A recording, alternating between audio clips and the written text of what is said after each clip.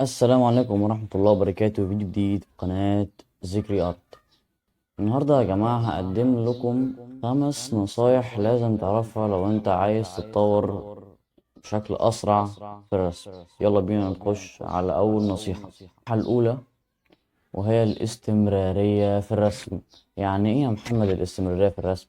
يعني بص كده، مفيش يوم يعدي منك الا وترسم فيه حاجة ولو حاجة بسيطة جدا. بس اهم حاجة انك تخرج من اليوم برسمة، او انك خلصت حتى جزء من الرسم يا جدع. يعني مثلا انت النهاردة رسمت الاوتلاين، بكرة ترسم، بكرة تظلل وبعده تلون. ايا كان بقى تظلل او تلون، بس اهم حاجة تطلع من اليوم بفايدة او برسمة. يعني على سبيل المثال، انا النهارده يعني كنت يعني بصراحه قايم من السرير مصدع اصلا، ومعرفتش اللي انا ارسم. فعملت حاجه بسيطه، وخليني اوريك مثال بسيط. شايف التصويره دي؟ اهو ده اللي انا عملته النهارده. اه والله العظيم. يعني تخيل الموضوع بسيط ازاي، انت بس ما تطلعش من اليوم الا وانت راسم فيه حاجه.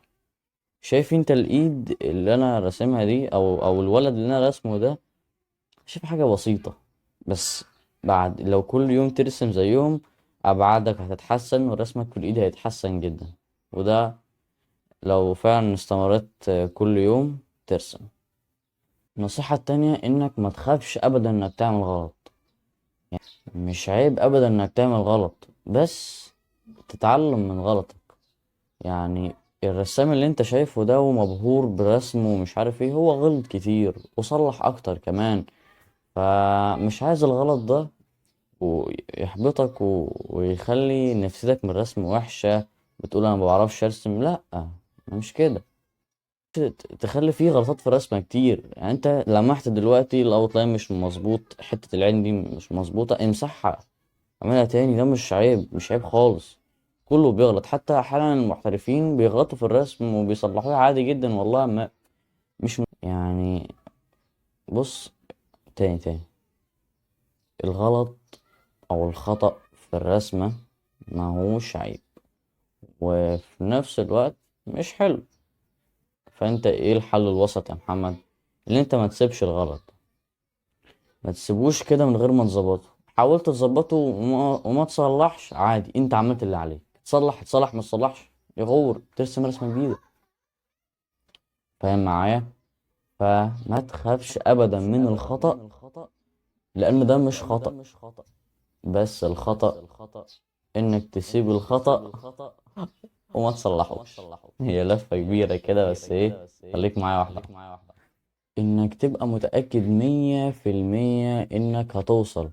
يعني بص، بعيدا عن اي حاجة خلينا ناخدها بالعقل. تمام، بالعقل. مثلا احمد بيرسم بقاله 4 شهور، ومحمد بيرسم بقاله 4 سنين. مين اللي هيتفوق، محمد ولا احمد؟ اكيد احمد، اللي رسم بقاله 4 سنين واتطور وغلط وصلح الكلام ده كله. يعني انما ما يجيش بقى واحد زي محمد يقول لي يا يا فكري انا ما بتطورش في الرسم، انا برسم بقالي شهرين ومش عارف اتطور. ما هي مش ماشيه كده، والا كده بقى كان كلنا رسامين بقى وخلاص. لا، مش كده. مش بتيجي من شهرين ولا 3 حتى يا جدع، والله ما بتيجي كده. بتيجي بالاستمرارية، والاستمرارية دي بتدوم طويلة. يعني مش هتلاحظ فعاليتها إلا بعد شهر، شهرين، 3، سنة، بعد فترة يعني من الآخر. فلا، مهاش جاية كده. انت اتعب، اتعب، وربنا مش هيضيع تعب. رابع نصيحة، وانك مش لازم خالص يبقى معاك ادوات. يا الله يا الله، الناس اللي بشوفهم بيبقى معاهم ادوات رخيصة ورسمهم جامد جدا، يعني احييهم والله، احييهم والله من اعماق قلبي كمان. يعني انت وفرت على نفسك واثبتت لي فعلا انك فنان حقيقي. يعني والله يعني احييهم بجد والله. وفي ناس بقى في المقابل ايه، يستفزوا الواحد كده، بيرسموا بأدوات عالية وغالية ومبيعرفوش يستخدموها أصلا، وما اتدربوش على أدوات رخيصة الأول. بعد كده ارتقوا لمستوى الأدوات العالي. ليه؟ ليه تخسر فلوسك؟ وليه تحط فلوسك في حاجات غلط؟ هي أيوة الألوان حلوة، بس يعني انت في الأول لازم تدرج، تدرج من الأسفل إلى الأعلى. الأسفل ديت ألوان رخيصة، بعد كده ألوان غالية شوية، بعد كده ألوان أغلى، وهكذا. انت فاهم؟ مش بتيجي من أول هبدأ رسم السلي أشتري بألوان ب1000 جنيه 3000، لأ، مش كده خالص. أيوة فعلا انت محتاج أدوات أساسية. ويا سيدي عشان أريحك من موضوع الأدوات ده، أنا هعمل لك فيديو بعد ده على طول للأدوات اللي انت هتحتاجها لرسم الأنمي، وهي تغذية البصر. يعني ايه يا محمد تغذية البصر؟ انا اقول لك. تغذية البصر هنا في تطبيق انه اسمه، في تطبيق كده اسمه بنترست، اللي هو ظاهر لك على الشاشة ده. انت بقى بتقعد، انت بقى ايه، بتقعد تقلب في التطبيق ده، وتشوف صور الناس اللي بترسم، وتقارنها بالصورة الأصلية اللي هما بيرسموا منها أصلا. وتبدأ بقى ايه، تقارن، تبدأ تقارن ما بين ده وده، رسمته بالصورة اللي هو بيرسم منها، وتلاحظ أخطاء. أيوة، في إيه هنا؟ العين مشوهة، لازم تتعدل.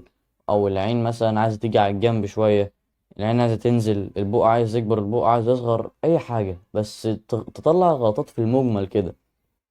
في اليوم حوالي 10 رسمات على الموضوع ده. يعني الموضوع ده مفيد جدا. هيفيدني في ايه يا محمد؟ انا هقول لك بقى يا سيدي الناس يفيدك في ايه. يفيدك في انك اول لما تيجي انت، يعني انت بترسم الاوتلاين اهو، تمام. انت لما رسمت الاوتلاين هتخش في مرحله بعدها واللي هي التظليل. فانت لما تخش على مرحله التظليل او التلوين او ايا كان المرحله اللي بعدها اصلا، في حاجه اسمها مرحله انك تشوف الاوتلاين مظبوط ولا لا. فانت الاوتلاين بيبقى عندك فيه شويه حاجات مشوهه فيه، فانت تبدا تلاحظها وتصلحها، ويبقى كده الاوتلاين بقى عندك مظبوط. او نفس الكلام انت بتطبقه بنترست. عينك بعد كل رسمة انت بتعمل كده بتتقوى، قوة الملاحظة فيها بتبقى اعلى واسرع وادق من كل رسمة قبلها كمان. صدقني ما تهدرش انت النصيحة دي. بس كده يا جماعة، يعني دول كان ال5 نصايح اللي لازم تعرفها عشان تشق طريقك نحو الاحتراف في الرسم. إيه، يا ريت ما تنساش تكتب لي في الكومنت اكتر نصيحة اثرت فيك، واوعدك باذن الله، باذن الله لو طبقت ال5 نصايح دول هتوصل لمستوى حلو جدا في الرسم، ويمكن اعلى من المستوى اللي انت كنت متخيله كمان. فبس والله سايب لك رابط صفحة التيك توك بتاعتي في الوصف، يا ريت تشرفني هناك بالفولو. وما تنساش تعمل لايك، اشتراكك في القناة، وتفعيل زر الجرس عشان يوصلك اي دروس من الدروس اللي احنا بننزلها عن الرسم. والسلام عليكم.